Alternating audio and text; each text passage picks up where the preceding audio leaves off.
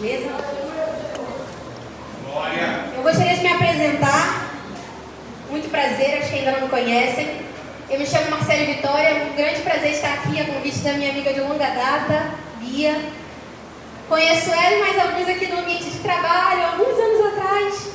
E hoje eu vou contar um pouquinho do porquê, o que eu aprendi quando eu estudava lá foi tão importante no ramo missionário também. Como que Deus usou o que eu aprendi naquele curso. Mas eu venho da Igreja Quadrangular, fui nascida e criada na Assembleia de Deus, mas hoje congrego na Igreja do Evangelho Quadrangular, pastoreada pelo pastor Carlos Leonardelli, é aqui pertinho, na 401, Jardim Meriti.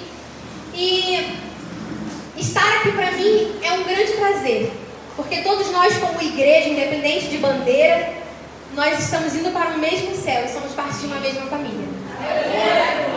Geralmente eu costumo andar acompanhada, minha mãe, os jovens da igreja, mas hoje aconteceram vários imprevistos, então eu trago comigo um abraço do meu pastor titular e da minha pastora. Hoje nossa região está cheia de eventos, teve encontrão de mulheres, teve a Viva Jovem, Louvorzão Jovem. Então assim, a gente se dividiu para atender, mas não puderam estar comigo hoje. Meus pais estão em aniversário de casamento. Então hoje eu vim só, vim com o Espírito Santo, amém? Amém. Mas trago um abraço de todos eles para vocês. E numa próxima oportunidade, quem sabe eles vêm também. Amém. E o culto de hoje é sobre missões.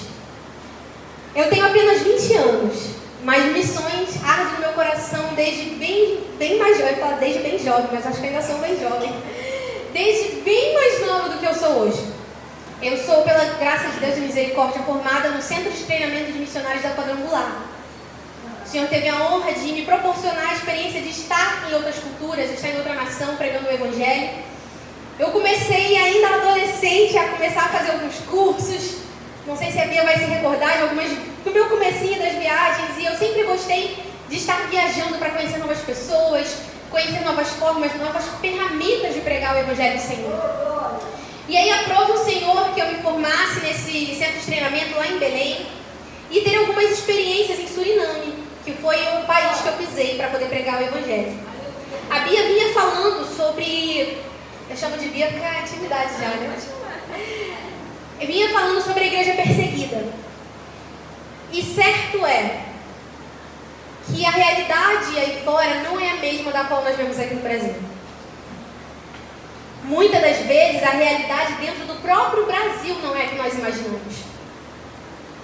Irmãos, caminhando por aldeias indígenas, por povos ribeirinhos, caminhando dentro de comunidades carentes, eu pude observar que há um Deus que é tão divulgado na cidade, mas que nos interiores ainda não é conhecido.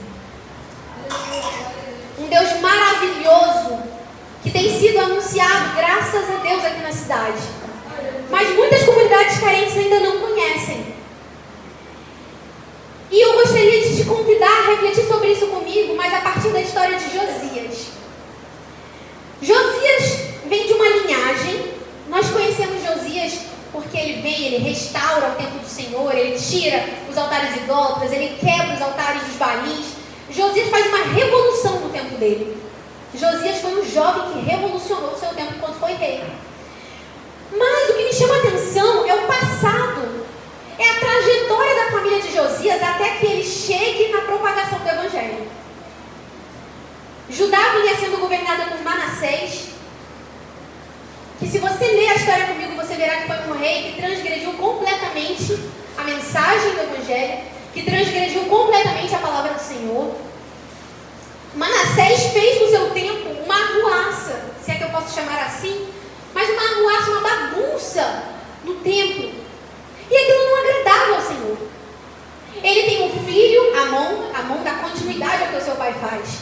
Amon vem como mais um rei que denigre os preceitos cristãos e que não leva o povo a adorar.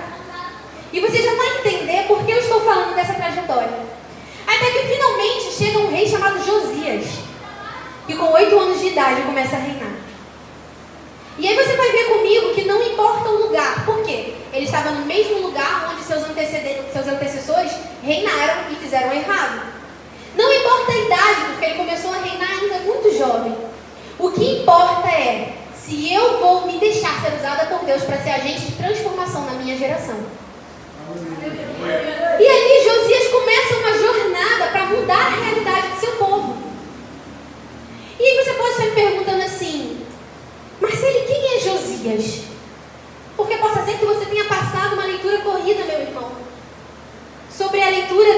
sobre esses reis aqui. Por muitas vezes nós vamos ler genealogias, vamos ler as partes aí, né, no começo da Bíblia, a gente fica meio cansado, né? Sendo sinceros, a gente gosta de provérbios, salmos, é mais fácil da gente entender. Mas quando nós buscamos entender a história desses reis, nós vamos perceber qual é a importância de entender quem veio antes de mim, para onde eu vou e o que eu estou fazendo. Porque quem veio antes de Josias? Manassés, Amon, reis que não reinavam segundo o coração do Senhor. Mas Josias decidiu que a partir dele, o seu povo não mais adoraria altares idólatras. O seu povo ia adorar o rei de Israel. E aí eu te convido a ser como Josias nessa geração. Eu quero te convidar a ler comigo, rapidamente, aleluia, 2 Reis 22. 2 Reis 22, versículos 1 e 2. Vai dizer assim, o título é: O livro da lei é encontrado. Josias tinha 8 anos de idade quando começou a reinar, e reinou 31 anos em Jerusalém. O nome de sua mãe era Gedida, filha de Adaías, ela era de Boscate. Ele fez o que o Senhor aprova e andou nos caminhos de Davi, seu predecessor, sem desviar-se nem para a direita e nem para a esquerda. Josias, ele decidiu que ele não governaria como seu avô e como seu pai. Josias olhou para a trajetória do templo do Senhor e ele buscou alguém que pudesse inspirar. E aí ele encontra Davi, que foi um homem achado segundo o coração de Deus. E Davi usa como inspiração a vida de Davi. Aliás, Josias usa como inspiração a vida de Davi. E eu e você, como agentes de transformação na nossa geração, nós precisamos ter no nosso coração a mensagem como Josias tinha. Porque vai chegar um tempo em que nós teremos que escolher. Dentro do nosso trabalho, nós seremos como Josias ou nós seguiremos os preceitos malignos como fez Amon? Nós buscaremos mudar e transformar a nossa geração ou nós vamos nos contentar em dar continuidade ao que já está errado? Eu gostaria de te perguntar, alguns aqui são da minha geração, outros de uma geração posterior, alguns de uma geração anterior, mas reflita sobre a sua geração. O que há de errado na sua geração que você pode ser agente de mudança? Eu olho para a minha geração hoje e eu vejo que as mídias sociais têm sido usadas como ferramenta de Satanás. E aí vai um testemunho particular meu, que eu fiz. Hoje eu estou terminando minha faculdade, minha graduação de publicidade, propaganda, comunicação social. Por quê? As mídias digitais, o celular na minha mão vai ser ferramenta de pregação do Evangelho. Então aquilo que na minha geração está sendo usado para propagar ideologia de gênero, para propagar promiscuidade, para propagar libertinagem, ainda há aqueles que não se dobram a Baal. E cabe a mim escolher me juntar com os Josias ou me juntar com os Amons. Ou eu decido usar as ferramentas da minha geração para mudar o que está sendo feito, ou eu vou ser mais uma sendo levada pela leva da multidão. E aí cada geração vai ter um pouco marcante. Sabe, a geração da minha avó Eliane, ela era missionária também. Falecida avó. E na geração dela, a cultura era oral. Ela não usava celular, não usava tablet, notebook, nada disso. Nem televisão. Não usava muito essas coisas. Mas a minha avó tinha uma cultura oral, que era isso. Do caminho de casa até a padaria.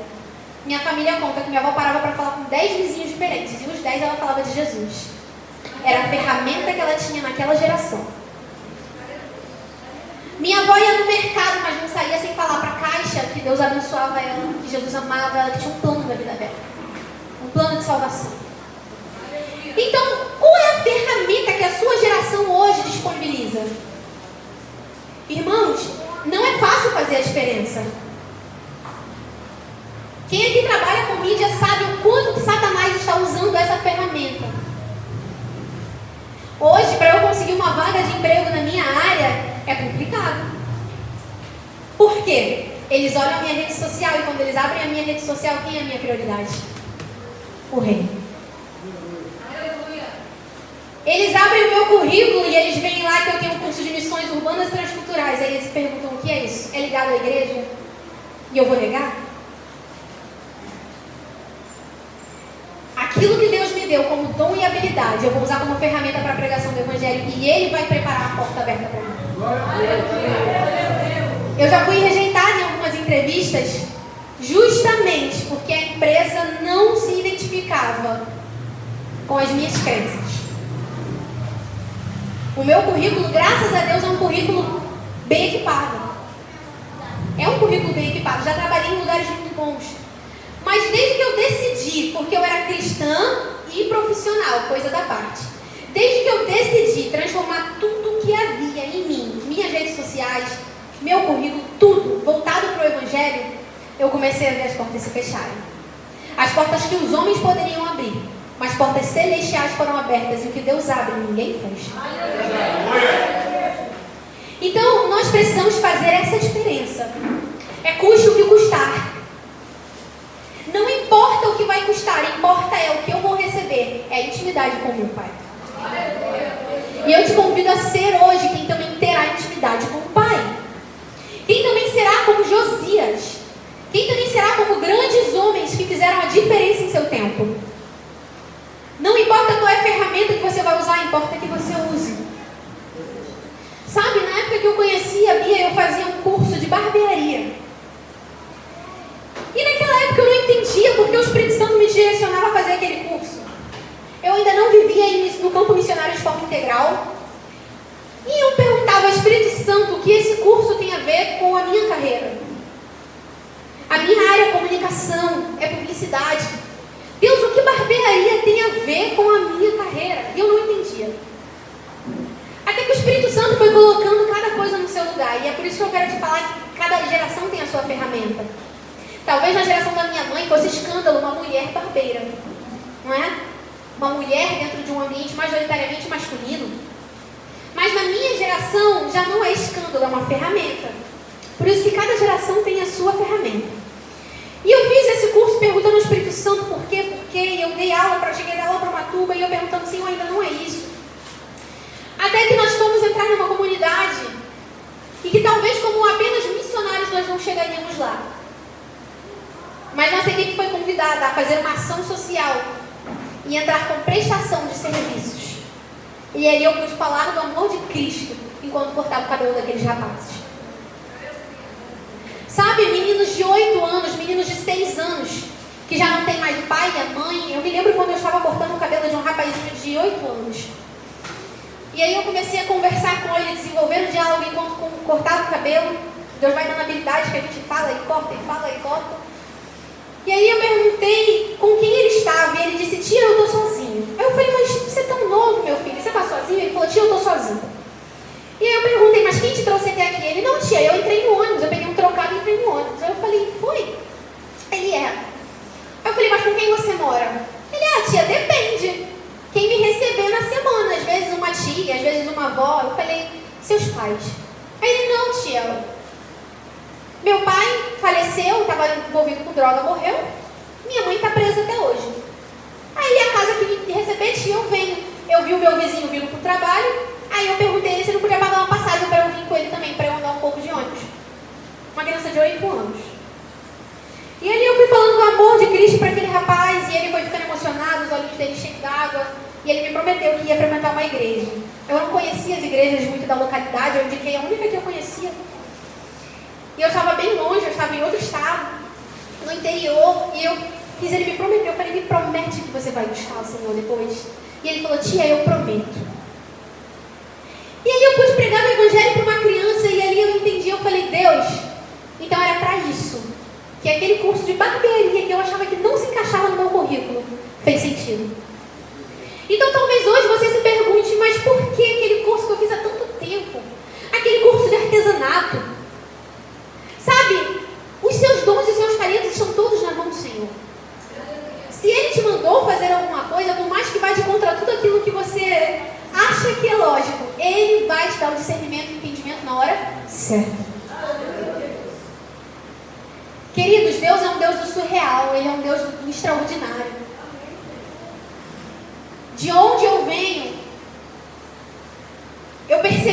cultura entre os meus amigos de, quando a minha igreja fazia um congresso, R$25 a inscrição. Eu não, igreja cobrando inscrição, R$25 o congresso, eu não vou não. E aí eu via fazendo, vai ter uma conferência, a gente vai ter que pagar a passagem para chegar até a conferência, uma conferência de avivamento, Espírito Santo. Eu não, pagar passagem. Mas no final de semana eu comprava o açaí. Comprava o x-tudo. Sabe, é uma cultura que a gente precisa romper. E eu comecei a conversar com Deus e eu falei, Deus, eu também não tenho dinheiro. O fato é que eu também não tenho dinheiro para fazer tudo que eu quero. Todas as viagens que eu fiz, irmãos, quem patrocinou foi Deus. Todas elas eu não tirei do bolso R$1. Porque eu não tinha R$1 para tirar. E eu conversava com os meus amigos e eles sempre desistiam de fazer as coisas para o reino por conta do dinheiro. E eu falei, Deus, eu não vou desistir, porque esse foi o Senhor que me comissionou. O Senhor é dono do ouro e da prata e o Senhor há de prover.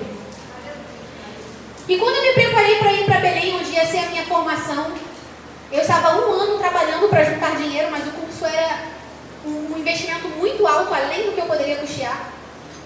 Além do que meus pais poderiam custear para mim. Não estava dentro da minha realidade. Eu vou citar valores para vocês. A mensalidade do curso, era R$1.100. A inscrição era mais um valor. O curso, a formação completa, era 1 ano morando em Belém do Pará. Então aí eu tinha que pagar, além da mensalidade, passagem aérea para o norte do país. Tinha um estágio final, que era uma viagem para Suriname, voo internacional. Hospedagem, custos pessoais, higiene pessoal. E eu não poderia trabalhar enquanto eu faria um curso de missões, porque a base é modelo internato, então você mora dentro da base enquanto você faz o curso. São aulas de manhã, tarde e noite, mais as viagens. E aí eu conversei com Deus e eu falei, Deus, o Senhor me mostrou isso, é isso que eu quero e eu vou. Como eu vou, eu não sei, mas eu vou. E eu comecei a conversar com minha família e meu pai falou, eu não tenho esse dinheiro. Eu posso trabalhar para te ajudar, te mandar uma quantia por mês, mas agora de antemão te dar assim, não tem. À vista, 1.100 durante 9 meses, mais os gastos pessoais, mas todos esses gastos eu não tenho. E eu continuei conversando com o Senhor e eu fiz a minha inscrição pela fé. E eu só fiz porque não foi de forma humana, foi de forma espiritual, porque o Espírito Santo já tinha me dito que eu ia fazer esse curso. E ali eu trabalhei durante 1 ano para juntar alguma coisa para ver se ajudava, não foi o suficiente. Avisei meu chefe que eu ia me demitir, passei a faculdade para online, né, para totalmente à distância. E ali, irmão, Deus foi fazendo coisas maravilhosas. Faltando 1 semana para eu ir para o curso, o meu pastor me liga, eu já havia solicitado bolsa com 1 ano de antecedência e eles não estavam liberando bolsa. Faltando 1 semana para ir para o curso, eu ainda não tinha as coisas e eu conversando com a minha mãe falou assim, filha, pela fé você vai, eu creio também. E ela falou, eu vou te levar no shopping hoje pra gente fazer uma despedida bem bacana antes de você viajar. E foi almoçar com a minha mãezinha no shopping. E meu pastor me liga e eu tô no meio do shopping andando com a minha mãe e eu parei e atendi. E ele falou, filha, você tem fé? Eu falei, tenho, pastor. Aí ele falou, sabe aquela bolsa? Eu falei, sei. Aí ele, então, o líder não liberou, porque não é mais aquele líder. A liderança da Secretaria Geral Nacional de Missões acabou de mudar. E eles disponibilizaram uma bolsa integral para você. Irmãos, eu ganhei o curso completo, os 9 meses de mensalidade de graça. Isso nunca havia sido feito antes. Eles davam uma bolsa de 10%, 5%. E eu ganhei 100% de bolsa integral. E ali no meio do shopping, eu e minha mãe começamos a glorificar, a orar, e o pessoal ao redor assim. Irmão, quando você é crente, às vezes você é meio taxado de doido mesmo, mas é assim. E nós agradecemos tanto a Deus, e eu queria aprender como evangelizar, eu queria conhecer outras culturas. Deus realiza os seus sonhos. Se o seu sonho for cooperar no reino, Ele realiza. E aí, eu e minha mãe conversando, a gente falou assim, Deus, agora a obra não está completa, ainda tem passagem, ainda tem algumas coisas aí, Deus. A mala. E aí meu irmão ele tinha acabado de chegar, ele tinha voltado de viagem há um tempo, e ele me emprestou a mala dele e falou, pode levar. E ele era todo ciumento com a mala dele, ele falou, leva minha mala, pode usar. E a passagem, minha mãe falou assim, filha, a passagem está mais de R$1.000. É passagem ida e volta. Mas você crê que essa passagem vai chegar a 300? Eu quero 300. Eu falei, mãe, de 1.000 para 300, eu estou acompanhando a passagem, um ano que eu estou esperando para ir, um ano que eu estou acompanhando a passagem é R$1.000. Eu falei, agora eu não tenho tanta fé, eu acho que eu gastei tudo com a fé orando pela bolsa. E ela falou assim, na segunda-feira. Eu falei, mãe, final de semana de madrugada é melhor. Ela falou, na segunda-feira, que até lá eu vou estar orando. Na segunda você vai abrir o site e vai estar R$300. Eu falei, amém. Irmãos, na segunda-feira, não era nem de madrugada, era o horário normal do dia. Eu abri o site da 1, 2, 3 milhas e estava lá passagem de R$300 daqui para o norte do país. E a minha, mas aí tem aquele lado humano, né? A minha fé foi tão pequena que eu não havia pelo cartão com meu pai.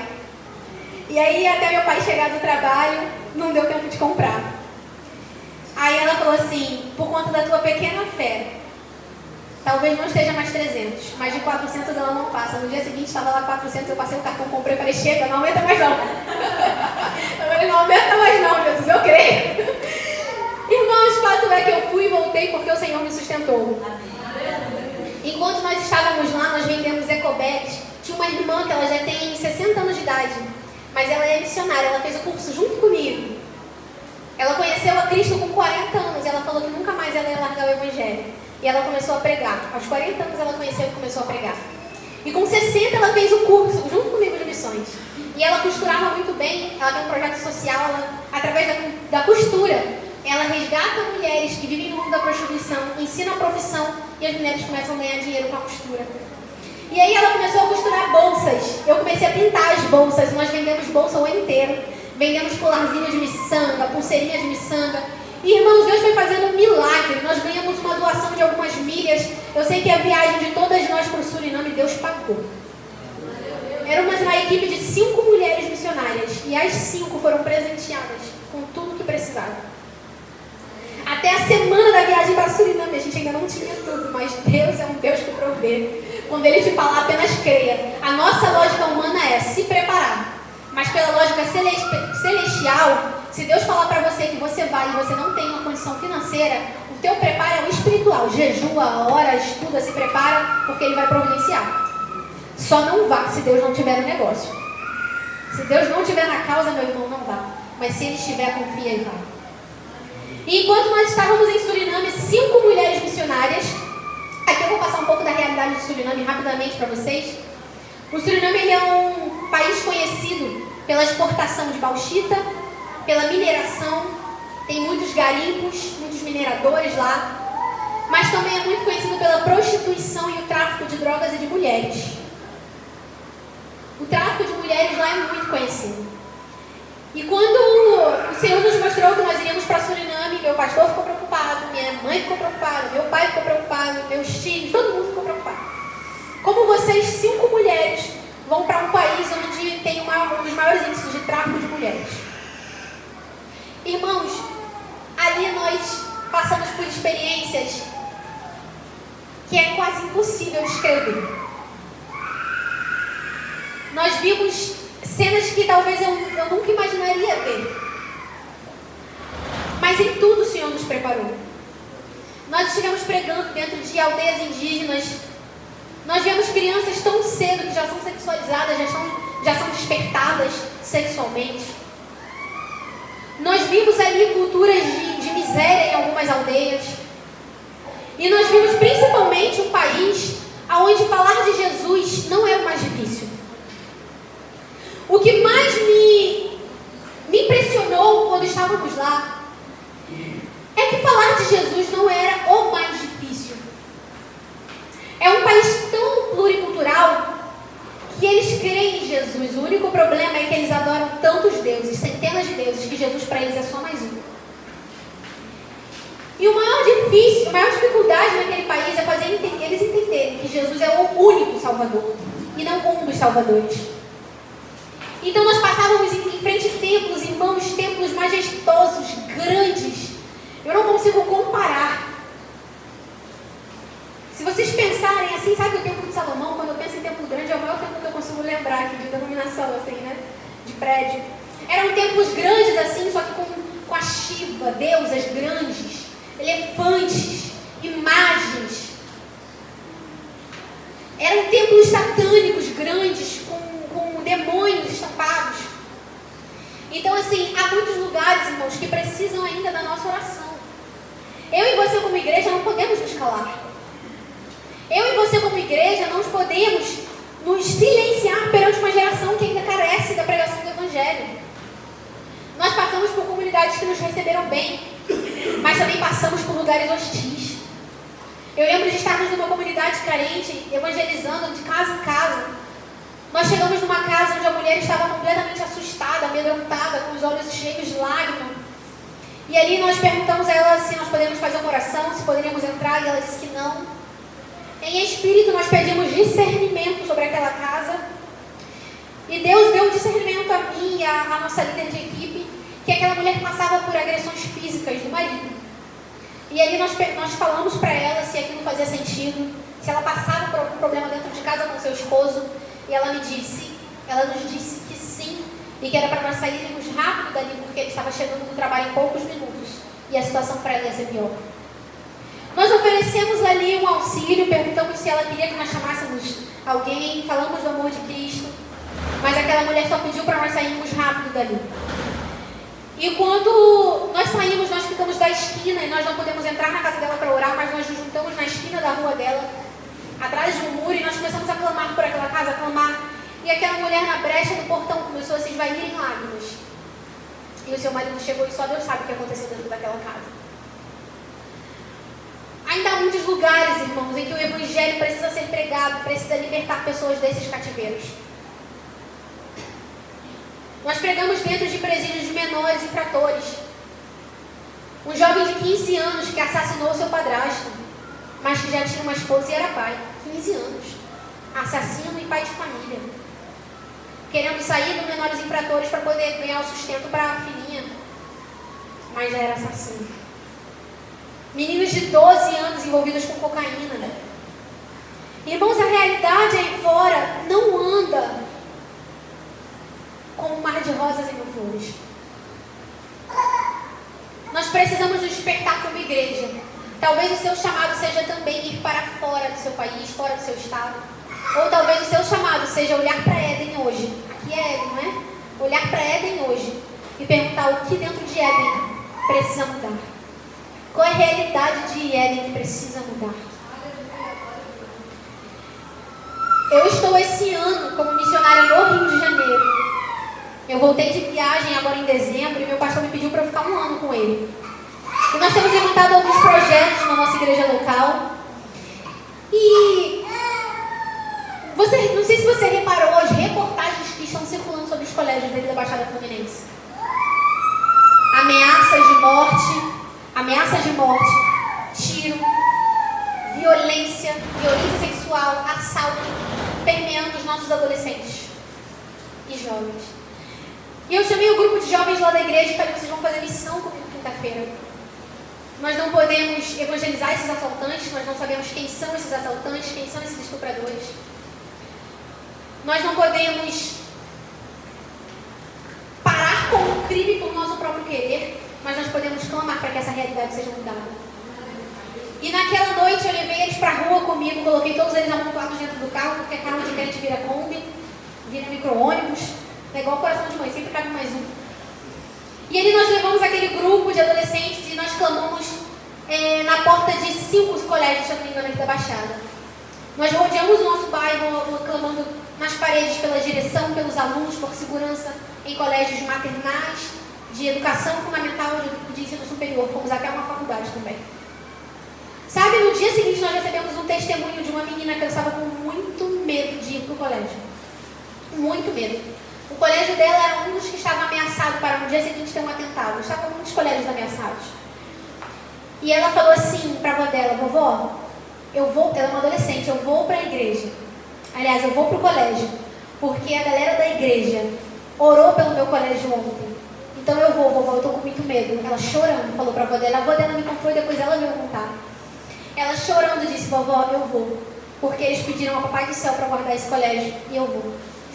E no dia seguinte ela foi para a aula com muito medo, mas ela confiou no Senhor, e ela foi, ela contou o testemunho, ela me abraçou e ela falou: missionária, nada aconteceu. Eu sei que foi porque vocês oraram. Então, irmãos, pequenos gestos fazem a diferença. Você como igreja pode chamar mais um, ir para a porta de um colégio orar, ir para a porta de um hospital clamar ao Senhor, fazer uma cartinha evangelística, entregar para alguém. Lá na igreja eu estou colocando os jovens a partir de 13 anos para ir para a rua comigo fazer missões. Ah, mas mas é muito novo. Me perguntaram assim, quando eu comecei a levar os adolescentes para a rua, começaram a me questionar, você vai levar os adolescentes para a rua? E eu falei, vou. Aí falaram para mim, mas está muito perigoso. Eu falei, tá. Mas você vai levar os adolescentes de 13 anos para a rua? Eu falei, vou. Vou porque o Senhor tem que estar dando direcionamento, então eu vou. E aí eu comecei a levar esses adolescentes, esses jovens para a rua. E muitas pessoas que falavam contra hoje estão sendo impactadas e falando, nossa, como foi bacana aquele projeto. Pela misericórdia do Senhor, quando Deus dá uma direção e não cumpra, eles estão sendo libertos da timidez, da vergonha. Ah, mas eles não podem sair à noite, os pais não vão deixar, os pais não vão deixar. Boa noite, paz do Senhor, tudo bem? Aqui é a missionária Marcele da igreja tal. Pode ir. Irmão, tudo é uma estratégia. Busque estratégia, busque ferramentas para despertar aqueles que andam com você. Eles estão, eu comecei a trabalhar com eles em janeiro, nós estamos no mês 5. Eles estão há 5 meses indo para as ruas evangelizar e nada aconteceu. Somos imunes? Não, nós temos a presença do Espírito Santo de Deus, que é diferente. O Espírito Santo de Deus reveste, quando ele fala não vai, nós não vamos. Mas quando o Espírito Santo fala para você, vá, faça. Josias tinha todo um contexto para não fazer o que ele fez, mas ele decidiu fazer a diferença. Quando Josias ouviu o livro da lei, e ele viu tudo que seu pai e seu avô fizeram, e como as leis estavam sendo trocadas no seu tempo, ele falou assim, chega, basta, é hora de acabar a promiscuidade, a prostituição espiritual. Prostituição não é só corpo humano. Prostituição não é só quando o marido trai a mulher e a mulher trai o marido. Prostituição não é só venda do corpo. Prostituição espiritual é uma coisa muito séria. É quando, sabendo quem é o nosso noivo, sabendo onde está o nosso pedido de casamento, aqui ó, na Bíblia, nós nos deixamos levar por outros amores e prostituímos o nosso coração, deixamos de adorar a Deus e fazer a sua vontade. Nós como igreja não podemos nos render à prostituição espiritual. Eu te convido, independente da idade, a começar o Evangelho, a viver o Evangelho de fato. Eu sei que muitos aqui já vivem. O Espírito Santo se move neste lugar, está presente neste lugar desde que eu cheguei. Mas mesmo nós como igreja, irmãos, às vezes precisamos ser despertados. Porque a gente pode acabar caindo na mesmice, sabe? Na prática constante do Evangelho, a gente pode acabar se desviando do real propósito. Mas o real propósito é pegar que há um só Salvador, que ele nasceu, viveu, morreu e ressuscitou, levou sobre si os nossos pecados, nos curou e um dia voltará para que nós possamos ir com ele também.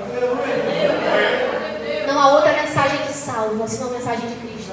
Não há outro Salvador senão Cristo. Não há outro Evangelho senão o da Bíblia. Não há outra verdade senão aquela que é pregada aqui neste altar, no templo do Senhor. Não há outra profecia que não venha dos céus. E se vier, a Bíblia vai falar que se vier um anjo dos céus, um anjo de luz, te dizendo que existe outro evangelho, seja considerado maldito, porque santo é o que está nos céus. Santo é Deus. É Ele que é o Salvador. Eu tenho exemplo aqui de uma jovem de 13 anos. Eu comecei a viver o evangelho, a conhecer a Cristo com 8 anos. Foi quando eu vim na frente da igreja, primeira vez. Toda feliz, porque eu ouvi o pregador falar que eu ia receber Jesus no coração. Com 8 anos de idade, não é cedo para começar. Eu dei o testemunho também de uma amiga de 60 anos, Maria. Inclusive, eu amava passear com a Maria. A gente fazia feira juntos, quando a gente estava no curso de missões. E não foi tarde para ela começar. Ela começou a estudar sobre Cristo. Ela aceitou a Jesus com 40. Ela não conhecia Jesus até os 40. Irmão, não existe idade para pregar o Evangelho. Existe desejo no coração, vontade, ímpeto e a palavra. Então que sejamos nós aqueles que pregam. Que sejamos nós aqueles que vão. Nós não precisamos depender somente do pastor, da pastora. Nós precisamos ser aqueles que impulsionam. Porque talvez seu pastor e sua pastora estejam ocupados com muita coisa. E aí eles vão te apoiar para você fazer o seu propósito, o seu chamado. Porque lembra que eu falei que cada um tem uma ferramenta? A sua ferramenta é diferente da do seu pastor. Ah, mas ele já faz. Mas faça você também. Eu escrevi uma frase aqui assim, ó. Fazer missões é cuidar da cultura local, enquanto se estabelece a cultura dos céus. Cuide da sua cultura. Cuide aqui de onde você mora. mas estabeleça a cultura dos céus. Veja o que há de errado na sua geração e seja um agente de mudança. Nós precisamos purificar caminhos que foram contaminados. Josias purificou caminhos contaminados, como fez seu pai e seu avô, destruindo ali aqueles caminhos. Eram caminhos contaminados, mas Josias foi usado para purificar aqueles caminhos. E eu gostaria de orar com vocês enquanto igreja, enquanto corpo, porque nós estamos juntos no mesmo propósito. Antes de orar, rapidamente eu vou falar com vocês sobre algo. Este é um projeto que Deus colocou no meu coração. Ele chama Minha Jornada Missionária. Irmãos, esse livro é um presente de Deus na minha vida. Eu aqui resumi 10 histórias que eu vivi dentro do campo, que eu tenho vivido dentro do campo missionário. Ele conta 10 histórias e mais 10 dicas para você que deseja começar no campo missionário, ou você que já começou, mas precisa de um incentivo. A versão física dele, eu não estou com a versão física hoje para vender, mas eu estou com a versão digital para você receber ou no seu WhatsApp, ou no seu e-mail, seja onde você quiser receber. E eu creio que o Senhor pode abençoar a sua vida, assim como tem abençoado a minha, porque eu vou contar e compartilhar histórias com você que podem acrescentar a sua fé, porque eu acredito que testemunhos impactam vidas sim. Ele chama Minha Jornada Missionária, e aqui eu conto uma história dentro da aldeia indígena, uma história com os ribeirinhos, uma história fora do país, uma dentro do país, uma história bem próxima a nós aqui, em outros bairros aqui da região. Então, se você puder e quiser, no final me procure. Mas faça a sua iniciativa. Independente se você vai ler o meu livro ou não. Eu não estou aqui para fazer marketing do meu livro, eu estou divulgando um conteúdo que pode acrescentar a sua fé. Independente se você vai ler ele ou não, mas que você esteja pautado no livro dos livros, que é a palavra do Senhor. Leia a Bíblia, se inspire na vida de grandes homens e mulheres que viveram o Evangelho. Débora, Esther, mulheres novas que fizeram a diferença na sua geração. Josias, Davi, existem muitos exemplos. Eu e você não podemos nos calar na nossa geração. Que sejamos como Josias, que possamos avivar a nossa geração através da pregação do Evangelho. Amém? Gostaria de te convidar a ficar de pé e fazer um clamor comigo nessa noite. Talvez você que tenha me escutado aqui hoje tenha o desejo de pregar o Evangelho e não sabe por onde começar. Talvez você tenha o desejo de falar do amor de Deus, mas não sabe como falar. Ou talvez você já foi um grande pregador, uma grande pregadora do Evangelho, mas talvez o teu coração esteja morto por dentro. Irmãos, enquanto líder, enquanto membro de igreja, eu já tive problemas emocionais, já fiquei desanimada. E eu entendo que até nós, como cristãos e como igreja, temos esses momentos de aflição. A artimanha de Satanás para que eu não chegasse aqui hoje foi muito grande. Houveram retaliações desde ontem. Não vou entrar em detalhes, mas houveram muitos problemas, muitas coisas aconteceram para que eu não chegasse aqui hoje. Até que eu declarei, eu falei: Satanás, você não tem permissão para atrapalhar a pregação do Evangelho. Eu estou indo para a casa do Senhor. O maior é o que está comigo. E eu falei: Espírito Santo, vai na minha frente. Então, quando o diabo tentar te atazanar, quando tentar te colocar retaliação com a tua família, com os teus amigos, fique de olhos abertos. Talvez Deus esteja preparando um propósito para você proclamar o Evangelho e Satanás esteja tentando ser empecilho. Repreenda Satanás em nome de Jesus, pelo poder que há no sangue de Jesus invade. Então, clame comigo nesse momento, amém? Feche seus olhos e fale com o Senhor sobre a sua jornada missionária, sobre como você pode pregar o Evangelho, amém? Espírito Santo, nós estamos aqui, Pai, como igreja. Pai querido, nós estamos aqui no Ministério, Senhor amado, Pedra Angular. Pai, Tu és a nossa Pedra Angular, Tu és aquele sobre a qual nós somos edificados. Espírito Santo, eu quero profetizar neste lugar, nessa noite, que nenhum filho, nenhuma filha Tua será parado na pregação do Evangelho, mas eu creio que aqui se levantarão homens e mulheres fortes para pregar com ímpeto, com coragem, com verdade a Tua palavra e a Tua mensagem. Espírito Santo, Tu és o Deus que capacita, o Deus que liberta, que muda realidades, e eu creio na Tua mudança para as nossas vidas. Senhor, Tu és o Deus que capacita. Se alguém aqui hoje se sentindo desencorajado, se alguém aqui hoje se sentindo, Pai querido, sem capacidade, que o Senhor levante neste momento homens e mulheres aqui dentro, que o Senhor é que vai capacitar, que o Senhor é que vai moldar, que o Senhor é que vai, Pai querido, justificar e santificar. Espírito Santo, nós clamamos, faça em nossa geração grandes moveres, mas usa-nos para fazer esses moveres. Pai, ensina-nos e usa-nos como os agentes de mudança nessa geração. E eu profetizo, Senhor, que sobre este lugar haverá, ó Pai querido, mulheres e homens que cumprem a Tua palavra, ide por todo mundo e pregue o Evangelho a toda criatura. E nós te clamamos por todos os povos, Pai querido, que precisam ainda ouvir o Teu Evangelho. Pai querido, a começar por Éden, a começar por São João, a começar por Jardim Meriti, a começar por Pai querido, Rio de Janeiro. Que o nosso Brasil veja a Tua glória. Usa-nos, Senhor, para operar a Tua mudança. E que o Teu Evangelho, Senhor, transforme a nossa geração. Usa-nos para isso como ferramenta nas Tuas mãos. Em nome de Jesus, nós nos colocamos à disposição. Eis-nos aqui para honra e glória do Seu nome. Amém. Glórias a Deus. Que as Suas palmas louvem o Senhor.